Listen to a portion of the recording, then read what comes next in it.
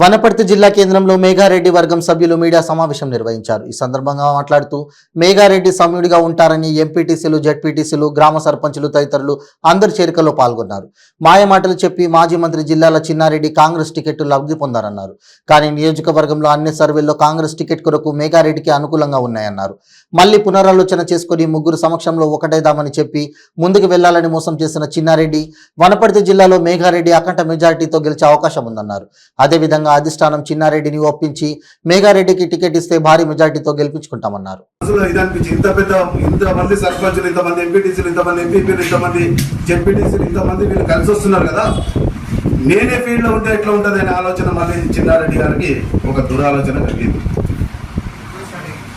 ఈ ఆలోచన కలిగినప్పటి నుంచి చిన్నారెడ్డి గారు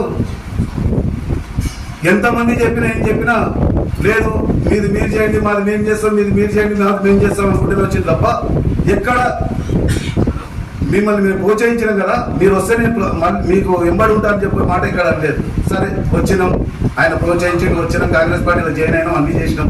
ఇంతమంది సమూహాన్ని తొలకొచ్చిన తర్వాత ఆయన ఆశ పుట్టింది. ఆశ పుట్టిన తర్వాత సర్వేల ప్రకారం పోదామని ఆయన మాట అన్నారు. సర్వేల ప్రకారం పోదామన్నప్పుడు మాకు నమ్మకం కలిగింది. సర్వేలో నేను వ్యక్తి వనపర్తికి వస్తే బాగుంటుంది, మేఘారెడ్డి సౌమ్యుడు, మేఘారెడ్డి రావాలని కోరుకునే వాళ్ళు చాలామంది ఇదైంది. ఆ సందర్భంలో ఎంతో ప్రయత్నం చేసినాం, అందరినీ కలిసినాం, అందరితో సర్వేలు చేయించినాం. అట్లా కాదు మళ్ళీ ఫ్లాష్ సర్వే చేయించాలంటే మళ్ళీ ఫ్లాష్ సర్వే చేసినాం. ఫ్లాష్ సర్వే పోతే 60 నుంచి 62 పోయి. అయ్యా చిన్నారెడ్డి గారు, మేమందరం ఈ వేదిక మీద ఉన్నాం కానీ పాత కాంగ్రెస్ కార్యకర్తలు మిగతా వాళ్ళందరం కానీ ఎవరైనా మీకు కోరేది ఏంటంటే మీరు మంచి స్థాయిలో ఉండాలి. రేపు ఎమ్మెల్సీ తీసుకొని మంత్రి కానీ రాజ్యసభ తీసుకొని పోండి, లేదా ఒక గవర్నర్గా ఉండి ఎంత పెద్ద పదవి వచ్చిన వనపర్తి ప్రజలకు మేము హర్షిస్తామన్నా అని చెప్పి చాలాసార్లు మీకు చెప్పడం జరిగింది. నేను ఎన్నో రకాల పైరవులు చేసి ఆయన పాత పరిచయాలతో ఏదో ఇది చేసి టికెట్ తెచ్చుకున్నాం. మాకు ఇక్కడ ఒక అనుమానం కలుగుతుంది. ఇక్కడ ఒక అనుమానం ఏం కలుగుతుందంటే మేఘారెడ్డికి టికెట్ వచ్చే ప్రమాదం ఉంది, మన ముగ్గురం ఎవరైతే నాయకులు ఉన్నాం మన ముగ్గురం ఒకటి కావాల్సిన పరిస్థితి ఏర్పడ్డదని చెప్పి ఆయన బయట పెట్టలేదు. ప్రతిపక్షంలో నేను నాకే టికెట్ కావాలనుకుంటున్న వ్యక్తి ఈయన కూడా బయట పెట్టలేదు. దీనికి కారణం ఏంది?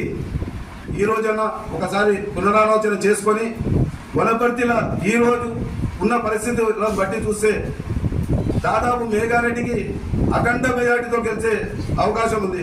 కనుక అది గమనించి హైకమాండ్ మేఘారెడ్డిని, చిన్నారెడ్డి గారిని ఒప్పించి మేఘారెడ్డి గారికి టికెట్ ఇస్తే అఖండ మెజార్టీతో గెలుస్తాడు, చేస్తాము. కనుక చిన్నారెడ్డి గారు ఇది గమనించి వనపర్తిలో కాంగ్రెస్ పార్టీ జెండా ఎగరాలంటే మీరు పెద్ద మనసు చేసుకోండి. అదేవిధంగా హైకమాండ్ కూడా ఒకసారి పునరాలోచన చేసి మేఘారెడ్డికి టికెట్ ఇవ్వాలని కోరుకుంటున్నాం. చిన్నారెడ్డికి హఠావో కాంగ్రెస్ బచావో అని చెప్పిన నినాదం తప్ప మేము కాంగ్రెస్ పార్టీకి హఠావో ఎక్కడ కూడా చెప్పలేదు. ఈయన వల్ల కాంగ్రెస్ పార్టీ దీనస్థితికి తీసుకొచ్చిండ్రు, దీనస్థితికి దిగజారిపోతుందని చెప్పి